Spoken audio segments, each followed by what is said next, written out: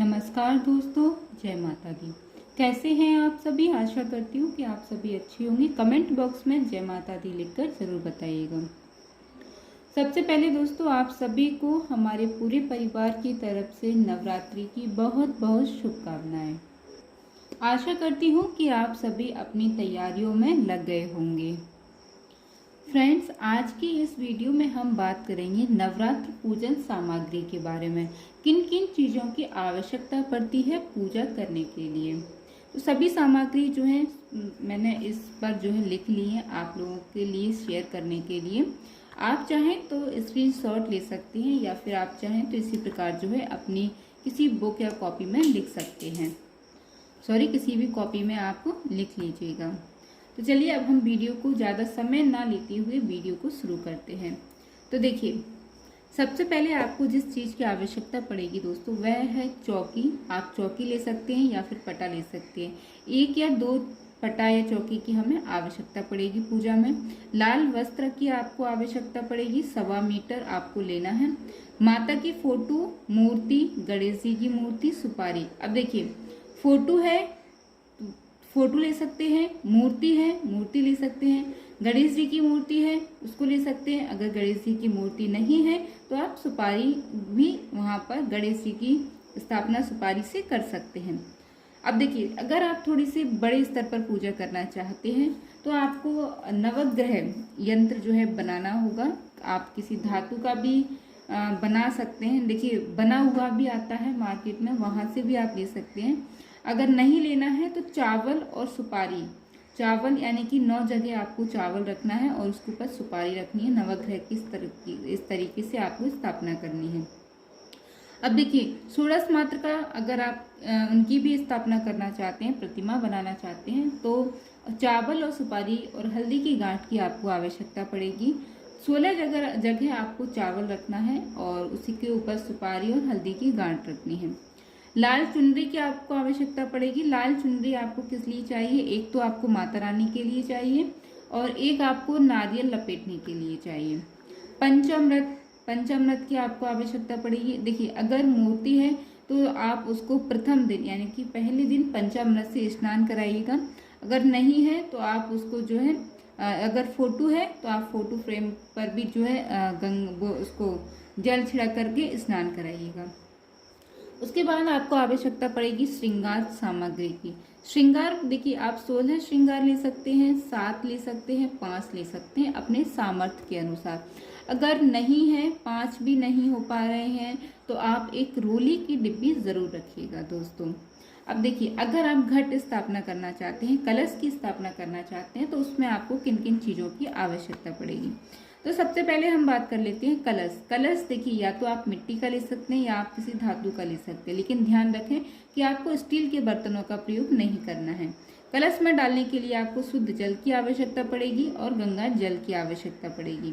तो यह चीजें आप ले लीजिएगा। उसके बाद आम के पत्ते, अशोक के पत्ते की आपको आवश्यकता पड़ेगी। आम के पत्ते या तो आप 5 लगाइएगा या फिर 7 लगाइएगा या फिर 11 लगाइएगा। उसके बाद 1 लौंग, 1 इलायची, 1 सिक्का, 1 सुपारी, 1 हल्दी की गांठ, चावल, पुष्प, सर्वौषधि आपको लेनी है। यह सब जो है कलश के अंदर डालने के लिए आपको आवश्यकता पड़ेगी। उसके बाद 1 नारियल की आपको आवश्यकता पड़ेगी। पानी वाला, जटा वाला नारियल होना चाहिए।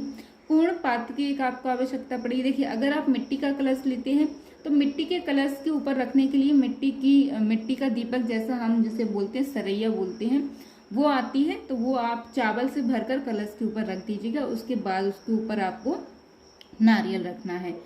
तो उसके बाद आपको अक्षत यानी कि चावल की आवश्यकता पड़ेगी। देखिए, चावल की मात्रा थोड़ी अधिक लगती है क्योंकि अष्टदल कमल भी बनाया जाता है और आप चाहें तो उसको चावलों को कलरफुल भी कर सकते हैं, रंग बिरंगे चावल आप कर सकते हैं। उसके बाद देखिए, अगर आप ज्वारे उगाना चाहते हैं, ज्वारे बोना चाहते हैं, तो ज्वारे में आपको किन किन चीज़ों की आवश्यकता पड़ेगी। सबसे पहले जौ आप 100 ग्राम ले लीजिएगा। गेहूं भी आप ले सकते हैं, जौ गेहूं मिलाकर भी आप बो सकते हैं। उसके बाद मिट्टी यानी कि मिट्टी का पात्र आप ले सकते हैं, या फिर किसी धातु स्टील के बर्तन का प्रयोग नहीं करना है दोस्तों। मैं बार बार पूजा में यह वाली बात बहुत बोलती हूँ कि पूजा में स्टील के बर्तनों का प्रयोग नहीं किया जाता है। शुद्ध मिट्टी, स्वच्छ मिट्टी की आपको आवश्यकता पड़ेगी। अब हम बात कर लेते हैं अखंड ज्योति के सामान के बारे में। अगर आप अखंड ज्योति जलाना चाहते हैं माँ की, तो उसमें आपको किन चीज़ों की आवश्यकता पड़ेगी। तो सबसे पहले आपको क्या लेना है, एक बड़ा दीपक आप ले सकते हैं। मिट्टी का बड़े बड़े दीपक आते हैं, वो आप ले सकते हैं, मार्केट में बहुत ही इजीली मिल जाते हैं। या फिर आप धातु से बनी हुई आती है, आपने देखा होगा मार्केट में, बताने की आपको इतनी आवश्यकता नहीं, इतना तो सब भी जानते हैं। देखिए, बड़ी लंबी बाती की आपको आवश्यकता पड़ेगी। रुई की बना सकते हैं, मार्केट में भी मिलती हैं दोस्तों। लाल कलावा की भी आप बना सकते हैं, घर पर भी बहुत इजीली बन जाती हैं। अगर हो सकेगा तो मैं जो है बना करके आप लोगों के साथ इसकी वीडियो भी शेयर करूंगी, लेकिन अभी क्या है, समय थोड़ा कम बचा हुआ है। पूजन सामग्री के लिए किसी ने मुझे कहा था कि दीदी आप पूजन में जो जितनी सामग्री लगती है वह आप ज़रूर बताइएगा, तो उसके लिए मैंने ये वीडियो बनाई है दोस्तों। तो उसके बाद आपको आवश्यकता पड़ेगी देसी घी की।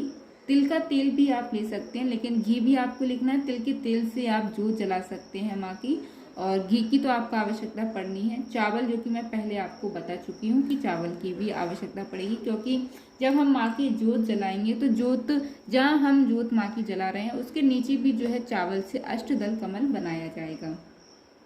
अब देखिए, पूजन में आपको किन किन चीज़ों की आवश्यकता पड़ेगी। धूप बत्ती आपको एक पैकेट लेना है, एक दीपक ले लेना है, अक्षत, रोली, चंदन, हल्दी, कुमकुम, ये तो आपको लेना ही है।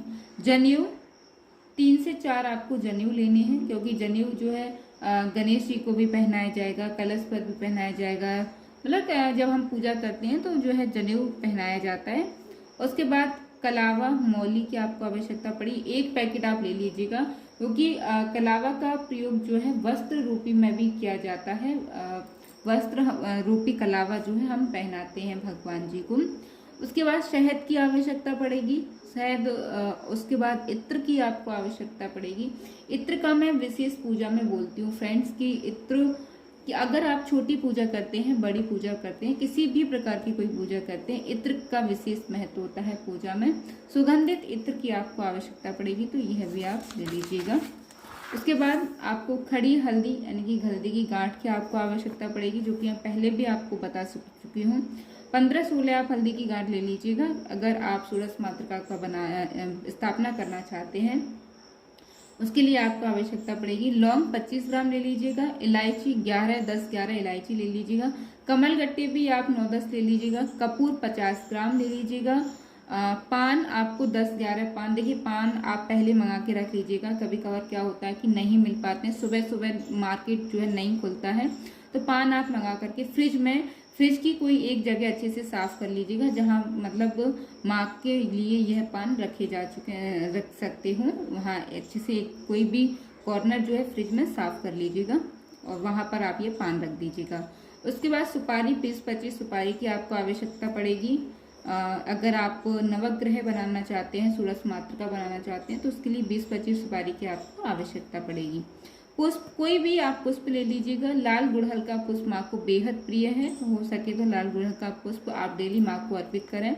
गुलाब की फूलों की माला आप माँ को अर्पित कर सकते हैं। कोई भी फूलों की माला, प्रतिदिन भी आप माँ को माला अर्पित कर सकते हैं। प्रतिदिन नहीं हो पाता है तो प्रतिदिन आप पुष्प माँ को चढ़ाइएगा।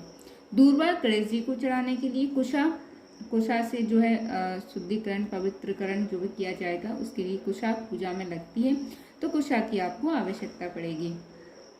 उसके बाद फ्रेंड्स हम बात कर लेते हैं हवन सामग्री में आपको किन किन चीज़ों की आवश्यकता पड़ेगी। हवन सामग्री के लिए आपको चाहिए एक पात्र, यानी कि मिट्टी का भी ले सकते हैं, किसी धातु का ले सकते हैं। गाय के गोबर के बने हुए उपले आपको आवश्यकता पड़ेगी। पीपल की लकड़ी, आम की लकड़ी, नवग्रह संहिता जो कि मार्केट में मिल जाती है। अब तो देखिए हर चीज़ जो है मार्केट में मिल जाती है, इसलिए अगर देखिए नहीं मिल पाता है आपको वैसे, तो आप मार्केट से हर एक चीज़ मार्केट में आपको अवेलेबल मिलेगी, आप ले सकते हैं। सामग्री आप घर पर ही बना सकते हैं हवन के लिए। और पूर्ण आहुति में आपको आवश्यकता पड़ेगी जायफल, सुपारी, घी का देखिए मैं पहले भी आपको बता चुकी हूँ कि घी तो आपको लगेगा, है ना। तो घी आप कम से कम 1 केजी घी आप खरीद लीजिएगा। पूर्ण आहुति में जायफल और सुपारी से आप पूर्ण आहुति कर सकते हैं। गुगल और लोभान से धुनी। अब धुनी की देखिए मैं आपको एक बहुत ही महत्वपूर्ण बात बता रही हूँ। अगर देखिए आप सुबह शाम धुनी नहीं दे सकते हैं घर में, तो कम से कम एक समय अपने घर में धुनी अवश्य दीजिएगा। इसका जो मतलब नेगेटिविटी होती है, नकारात्मकता होती है, ये इससे पूर्ण रूप से दूर हो जाती है और हमें हर जगह पॉजिटिविटी दिखाई देती है, सकारात्मकता दिखाई देती है, हमारे आसपास भी सकारात्मकता बनी रहती है। तो आप धुनी एक समय जरूर दीजिएगा। उसके बाद जौ, तिल, कमलगट्टे, लौंग, बतासे, ये भी हवन के लिए उपयोगी है, तो आप इन सब चीज़ों को ले लीजिएगा। अब हम बात करते हैं माँ को भोग प्रसाद के बारे में, यानी कि माँ को किन चीज़ों का भोग लगाया जाएगा, किन चीज़ों का माँ को प्रसाद जो है चढ़ाया जाएगा। देखिए सुबह शाम आप भोग लगा सकते हैं और कई जगह सुबह सुबह भी लगाया जाता है और कई जगह तो देखिए चारों पहर माँ को भोग लगाया जाता है। तो आप ज़्यादा नहीं, अगर माँ की स्थापना कर रहे हैं, माँ की आप सेवा कर रहे हैं, पूजा कर रहे हैं, देखिए हम लोग भी सुबह शाम दोनों टाइम जो है खाना खाते हैं, तो माँ को भी आप देखिए भले ही कम लगाइए, जितना आपका सामर्थ्य है, जो आप माँ को खिला सकते हैं, माँ को भोग लगा सकते हैं, सुबह शाम दोनों टाइम आप माँ को भोग लगाइएगा। उसके बाद भोग में आपको किन चीज़ों की आवश्यकता पड़ेगी, आपको चाहिए लौंग, बतासे 250 ग्राम आप ले लीजिएगा, पंचमेवा 100 ग्राम ले लीजिएगा, मिश्री मिठाई जो भी आप लेना चाहें मिश्री ले लीजिएगा अगर मिठाई नहीं ला पाते हैं। अब देखिए नवरात्र के दिन के अनुसार भी विशेष माँ को भोग लगाया जाता है, यानी कि 9 दिनों अलग अलग प्रकार का माँ को भोग लगाया जाता है। इसकी वीडियो चैनल पर मैं ऑलरेडी डाल चुकी हूँ फ्रेंड्स, आप चेक कर सकते हैं कि माँ को 9 दिन जो है अलग अलग किन चीज़ों का भोग लगाया जाता है। मौसमी फल, आप कोई भी मौसमी फल ले लीजिएगा। अनार माँ के लिए विशेष आपको लेना है। तांबुल, पान, लौंग, इलायची, सुपारी, बतासा। देखिए अगर ये चीज़ नहीं है तो आप एक मीठा पान भी लगवा सकते हैं। मीठा पान मुख शुद्धिकरण के लिए। देखिए अगर मैं ये नहीं कह रही हूँ कि डेली आप इन सभी चीज़ों का भोग लगाइए, लेकिन आप प्रतिदिन किसी दिन आप लौंग बतासे का भोग लगा दीजिएगा, किसी दिन आप पंचमेवा का भोग लगा दीजिएगा, किसी दिन आप मिश्री का भोग लगा दीजिएगा, किसी दिन आप मिठाई का भोग लगा दीजिएगा, है ना। तो इस प्रकार से आप किसी दिन मीठे पान का भोग लगा दीजिएगा। तो इस प्रकार से आप माँ को जो है भोग लगा सकते हैं। और प्रतिदिन के अनुसार आप लगाना चाहें 9 दिन तो आप उसकी वीडियो चैनल पर देख सकते हैं। उसके बाद हम बात करेंगे जप एवं पाठ की। ये तो बहुत महत्वपूर्ण बात है दोस्तों। श्री दुर्गा सप्तशती का पाठ आप कर सकते हैं। नवरात्र कथा पुस्तक आप पढ़ सकते हैं। नव दुर्गा 9 स्वरूप कथा पुस्तक आप पढ़ सकते हैं। अगर आप यह तीनों चीजें नहीं भी कर पाते हैं दोस्तों, तो आप ज्यादा ना कुछ करिएगा तो दुर्गा चालीसा आपको डेली 9 दिनों तक पढ़ना है। यह काम आपको विशेष करना है। अगर आप इन तीनों चीजों को नहीं कर पाते हैं तो दुर्गा चालीसा का पाठ आप प्रतिदिन जो है 9 दिनों तक करिएगा। अगर आप डेली भी अपनी पूजा में करती हैं तो बहुत अच्छी बात है दोस्तों, लेकिन अगर नहीं करती, नहीं इतना ज्यादा समय मिल पाता है, तो आप 9 दिनों तक दुर्गा चालीसा अवश्य करें। उसके बाद सबसे महत्वपूर्ण बात मैं कहना चाहूंगी, क्षमा प्रार्थना। क्षमा प्रार्थना दुर्गा सप्तशती में सबसे पीछे दी हुई रहती है किताब में, तो आप पुस्तक में, तो आप देख लीजिएगा। क्षमा प्रार्थना आपको अवश्य करनी है माँ से। प्रतिदिन आप पूजा के बाद प्रतिदिन माँ से क्षमा प्रार्थना करेंगे। क्षमा प्रार्थना कैसे करनी है कि पुस्तक में दी हुई है फ्रेंड्स, क्योंकि देखिए हमसे अगर पूजा में किसी भी प्रकार की कोई त्रुटि हो जाती है, कोई गलती हो जाती है, तो उसके लिए क्षमा अवश्य मांगनी चाहिए। तो आप माँ से क्षमा प्रार्थना अवश्य करें। तो दोस्तों ये थी पूजन की सारी सामग्रियां। आप चाहें तो स्क्रीनशॉट ले सकते हैं और आप चाहें तो इसको लिख कर भी रख सकते हैं। अगर वीडियो पसंद आए फ्रेंड्स तो वीडियो को एक लाइक ज़रूर कर दीजिएगा, साथ ही चैनल को सब्सक्राइब कर दीजिएगा और अधिक से अधिक यह जानकारी शेयर कीजिएगा, जिससे और लोगों तक भी यह जानकारी पहुंच सके। जय माता दी दोस्तों, धन्यवाद दोस्तों।